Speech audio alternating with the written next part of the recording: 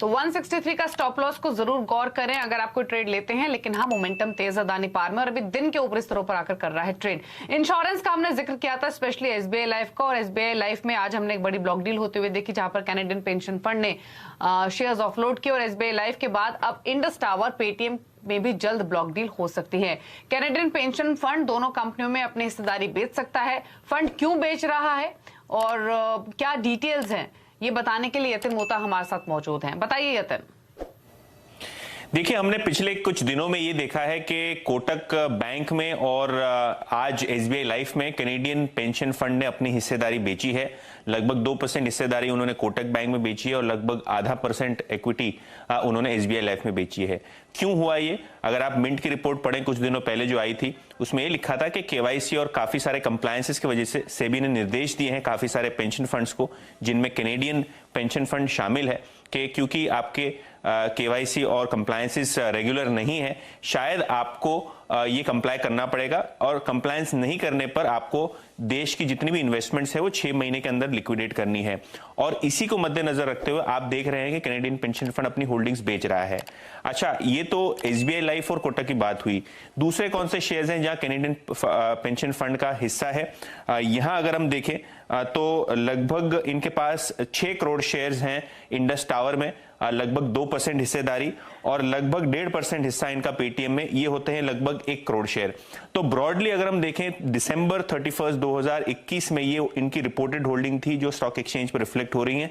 शायद इनमें से कुछ शेयर इन्होंने बेचे होंगे, शायद इन्होंने कुछ शेयर खरीदे होंगे, लेकिन 31 दिसंबर का ये डेटा हमारे सामने है आपकी स्क्रीन के ऊपर कि 5.8 करोड़ शेयर इंडस टावर के और पेटीएम के लगभग 1 करोड़ शेयर इनके पास वो हिस्सेदारी थी।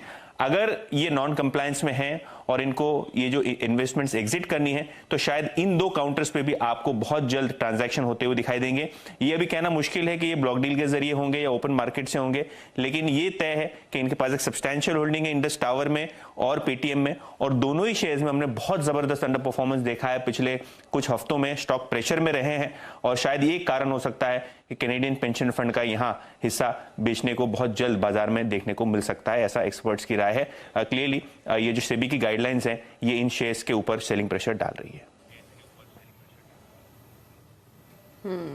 शुक्रिया यतिन ये इंपॉर्टेंट इन्फॉर्मेशन देने के लिए। और देखिए, इंडस टावर्स और पेटीएम, जैसे कि बताया यतिन ने कि सब्सटेंशियल होल्डिंग है, 2.25% के आसपास का स्टेक इंडस टावर में है कैनेडियन पेंशन फंड का, और पेटीएम में भी लगभग 1.5% के आसपास का है। इंडस टावर भले अभी डे हाई पर ट्रेड कर रहा हो, लेकिन अंडर परफॉर्म किया है इस स्टॉक ने, और अगर इतनी बड़ी क्वांटिटी ऑफलोड होगी तो थोड़ा प्रेशर तो बनेगा ही। राय ले लेते हैं गाबा साहब की कुछ स्टॉक्स पर। गाबा साहब, एक इंडस टावर पर तो अपने कमेंट्स दीजिए ही, और एक एसबीआई लाइफ पर भी, क्योंकि एसबीआई लाइफ में ब्लॉक डील के थ्रू 0.56% हिस्सेदारी निकाली जा चुकी है। स्टॉक अब उससे रिकवर कर चुका है और डे हाई पर कर रहा है ट्रेड। तो दोनों पर आपके कमेंट्स।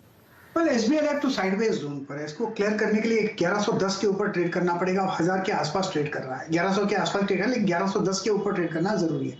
तब तक मेरे ख्याल से अवॉइड कर लें, बायस अपसाइड है लेकिन अवॉइड करें तो अच्छा रहेगा। हाँ, इंडस टावर मुझे अच्छा लगता है, 210 का स्टॉप लगाइए और शायद 220 का ये जोन देखेंगे। आप ट्रेड कर रहे हैं 214 में, तो मेरे ख्याल से यस, यहाँ पर ट्रेड बनते हैं on the long side.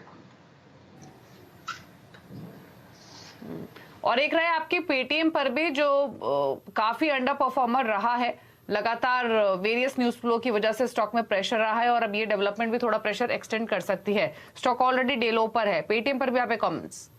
Day लो पर है, स्टॉक तो अवॉइड करना चाहिए, बेसिकली शॉर्टिंग द कैंडिडेट, लेकिन शॉर्ट तो कैश पे क्या करेंगे? वीक स्ट्रक्चर है, 532 का जोन पे ट्रेड कर रहा है। क्या ये 500 ब्रीच करेगा? Who knows. अगर ये 500 ब्रीच हो जाएगा तो और भी गिरावट आ सकती है पेटीएम में।